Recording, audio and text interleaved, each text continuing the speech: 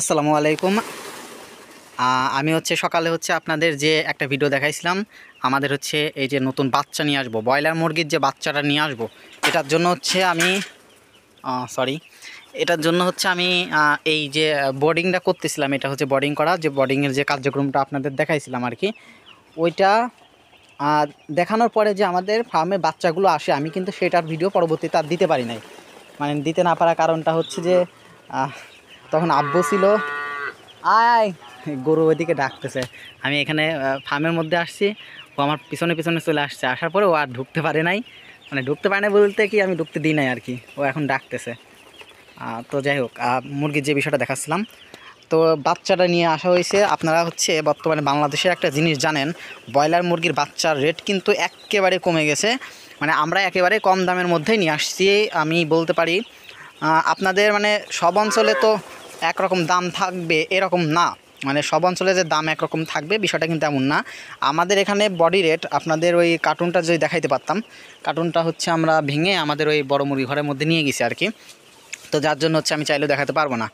তো আমাদের কার্টুনের বডি রেট ছিল লেখা, আপনার মনে করেন যে 13 টাকা। এই যা, তুই আসিস না ভিতরে। এই যে গরু, আমাদের বাছুরটা, ও আমার সাথে আসছে, ফার্মের মধ্যে ঢুকবে আর কি। তো আমাদের মুরগি ফার্মের যে বাচ্চাগুলো তুলছি, এই যে বাচ্চাগুলো তুলছি, এটার বডি রেট ছিল 13 টাকা। আমাদের খরচ পড়ছে 11 টাকা পিস, পার পিস। মানে একটা ব্রয়লার মুরগির পার পিস মাত্র আপনার এই দেখছেন ঢুস দিচ্ছে, এরপর পার পিস পড়ছে 11 টাকা পিস ব্রয়লার মুরগি। তো বাচ্চাগুলো কেমন হয়েছে একটু জানাবেন, আর আপনারা কারা কারা বাচ্চা তুলতেছেন এটাও জানাবেন। ব্রয়লার মুরগির বর্তমানে কিন্তু একটা সমস্যা আছে, যারা ব্রয়লার পালতেছে, বর্তমানে যে আবহাওয়া তাপমাত্রার যে অবস্থাটা, এই অবস্থায় কিন্তু আপনাদের মনে করেন যে ব্রয়লার মুরগি পালাটা কিন্তু এতটাও সহজ না, কঠিন।